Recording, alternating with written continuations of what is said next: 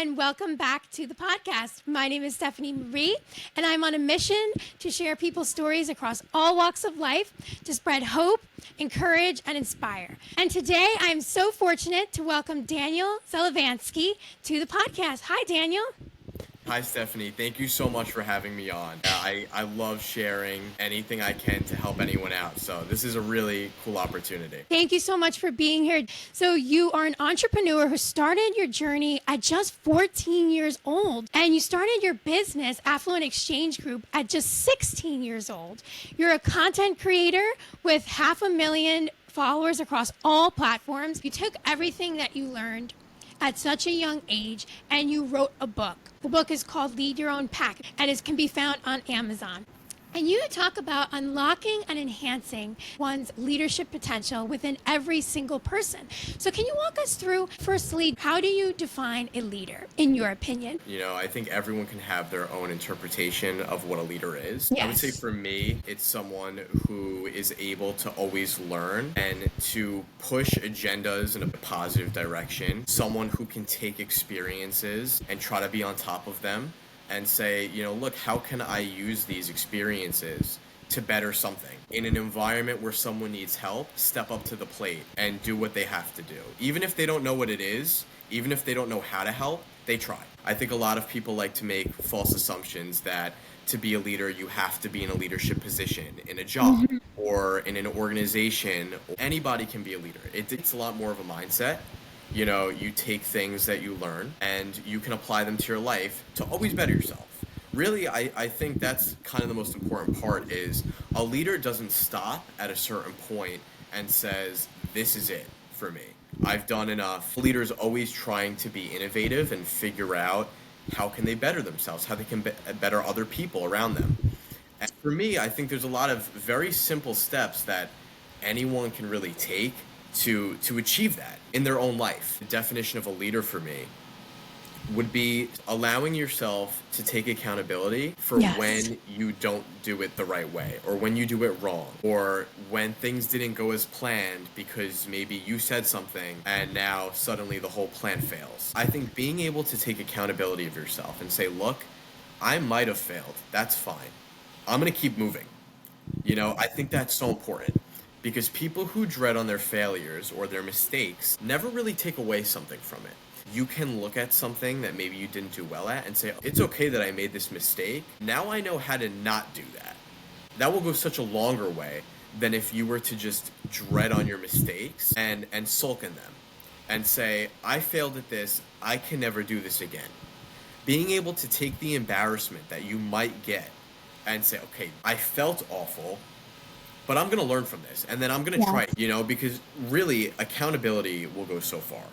I think that really defines somebody who's able to learn and to better themselves than someone who is blocking themselves off. What you're alluding to is that rejection can even be redirection, really, right? And because leaders are going to face rejection, especially when you're holding to your values, your mission, your purpose, and maybe you find something that's not really aligned with that, leaders really take that next step and pivot into the next opportunity. And I really like that we're always hearing the word no. It's being able to hear the word no and say that's okay.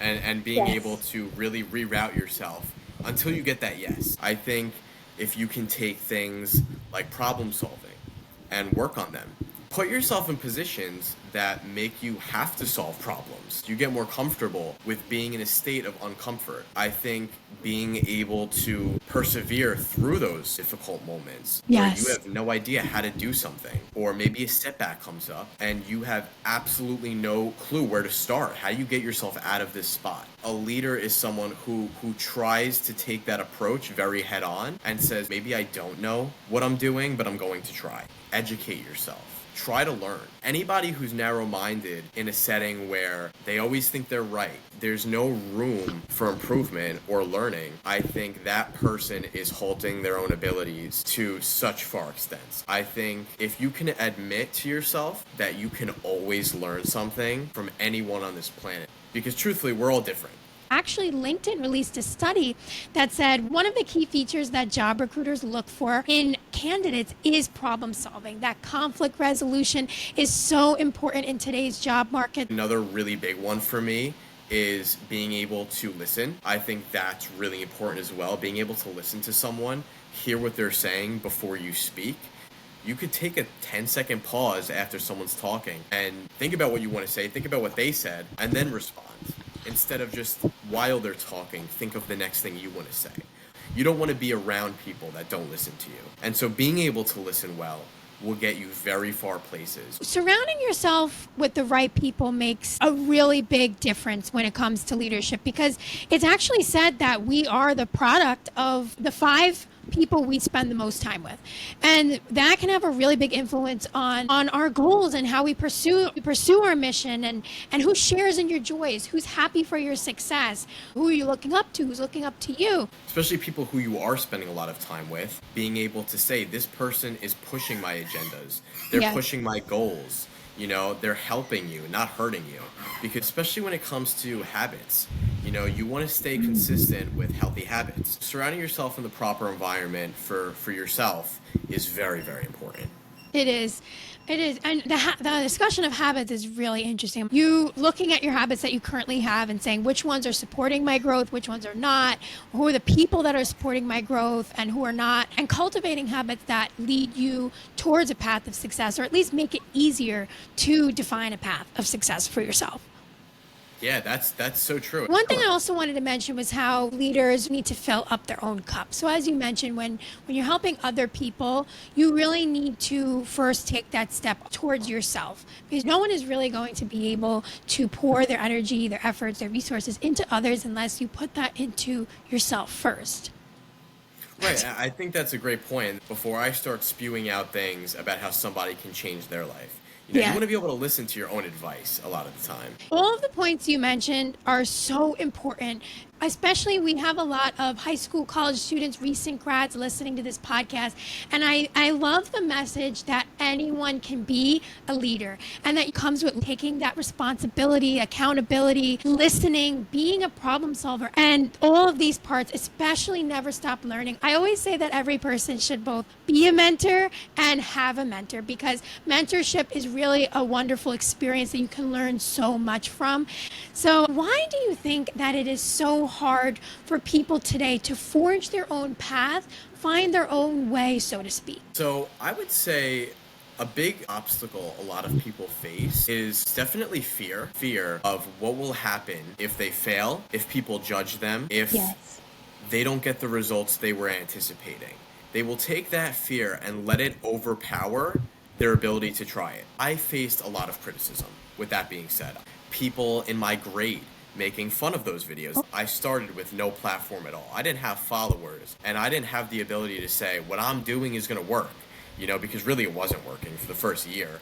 And so I was able to take, people making fun of what I was doing and saying, I can't let that halt me. But ultimately, that's one of the things that I'm very happy I did, because it's easy to get caught up in negative. People's opinions definitely have an impact on how we act. It's just it's really how you react. You got to make sure Yes. you can look at stuff like that and move right past it. And I think that fear of getting made fun of, that fear of failing, it will be the decision maker for a lot of people to not grow themselves. Taking it outside of business for a second, one of the biggest things that I was very insecure with for a very long period of time, even after developing a platform, was my weight. I was struggling very deeply. I have a skin condition that made it very difficult for me because I break out in a rash every time I sweat. It's called cholinergic urticaria, and so I basically am allergic to my own sweat. It's kind of gross. It's how I lived for a while, and I looked at that and I said, okay, I don't know if this is going to work, but I need to try something that is going to make myself better. And for me at the time, the most important thing was my health. And it had been so long since I had done anything physically intensive, but I tried, and I started boxing, and ultimately I fell in love with the idea that I can better myself through healthy outlets, and I was able to keep myself healthy even with my skin condition. And obstacles are always going to be in the way of anyone. No one has it easy. Everyone has struggles going on.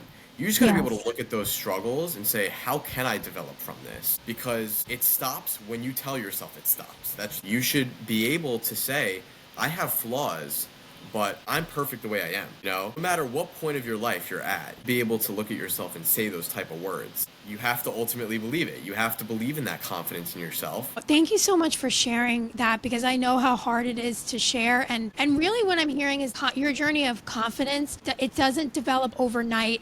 It's not an easy fix. It's not a quick route, really. It takes time. And as you mentioned, with personal development and changing your mindset and really learning from your experiences, it sounded like that's really when your confidence blossomed. Absolutely. That's 100% correct. It really is a journey. Everyone's journey is going to be different. Comparison is the thief of joy, as they say, and I think social media can be used for a greater good, but it also does elicit comparison. It's very easy to fall into that trap. And as you mentioned, comparing one person's journey to another, that I think is another reason why it is so hard for people to forge their own path, and because we get caught up in comparison. And it's normal, it's natural, but it can become a point where it consumes one's life, and it stops you from really unlocking the potential that someone does have, because every person has their own potential for greatness, and no one path is better than another path. Every person is unique and is on their own personal journey. So I feel that especially young people are flooded with outside noise and that susceptibility to comparison that it's so easy to slip into. I just wanted to say that I think is one reason why leadership becomes stunted. Yeah, I absolutely love that point as well. We all compare ourselves, always. Everyone does it, you know. It's very hard not to, but it really becomes a matter of you can't let that influence what you do. And a lot of the time, you come out of that comparison with a negative mindset. That's where people will walk out discouraged and think, well, oh, they have all this, not me. It really will take away your ability to move forward in your own life. Truthfully, you can't really follow exact steps to become a leader. It's more just ideas, you know, maybe Yes. I want to practice this, because truthfully, someone can be a leader with a bunch of other skills that I never even thought about. Everyone's path is so different. I really like to look at life as a story. Everyone is the author of their own story. If you take a book and you flip to chapter 12, let's say someone else is on chapter 30. Hey, well, what did that person have to go to get to where they are? They had to Right. go through all the chapters first. So we really have to look at the point we're at, be grateful for what we do have, and look at people as inspiration. But I'm also going to appreciate the journey and the timing that is of my life. And I wanted to ask, what's your message for young leaders, aspiring entrepreneurs, even those in our generation who want to start something for themselves, but as we mentioned, feel discouraged, overwhelmed, confused, have consumed by that comparison, who want to begin forging their own path? The easiest and simplest way to say how someone can do that is just do it. It's important to have an understanding of what you want to do and the risks that might come with it. Yes. But it's also important to not overanalyze that. And I think that's what most people will do if they choose not to go through with that thing. You know, they'll think of all the things that could go wrong. You know, if we're talking about something simple like maybe making videos for yourself or for an audience or on social media, if you're looking for the negative things that will come from it, you'll find them. You know, there's a lot of negativity out there for anything you do, whether it's starting a business. It could fail. You know, You always want to think things through, but sometimes you can overthink it, and sometimes we can get in our own way. You know, it's been said that it's one of the best times for people to be a content creator, to take up those creative endeavors, and it can be hard for people to want to start. Even myself, I felt very nervous to begin starting a podcast. I didn't really have the skills maybe that I thought I needed, but then I thought, hey, well, I can learn along the way. And you're like, it's not the perfect moment, and sometimes it's not the perfect moment to begin. You really do have to take that step. yeah, absolutely. And I'd go as far as to say there's never a perfect moment to do something. I think you got to always be able to look at the situation you're in and say for yourself, is this what I want to do right now? But I'm going to give it my all, I think is very important. Putting 100% of your effort into it, I think will go such a long way. For people who want to start making videos, look at other people making videos like the ones you want to be making and see what they're doing. can I do something similar in my own content?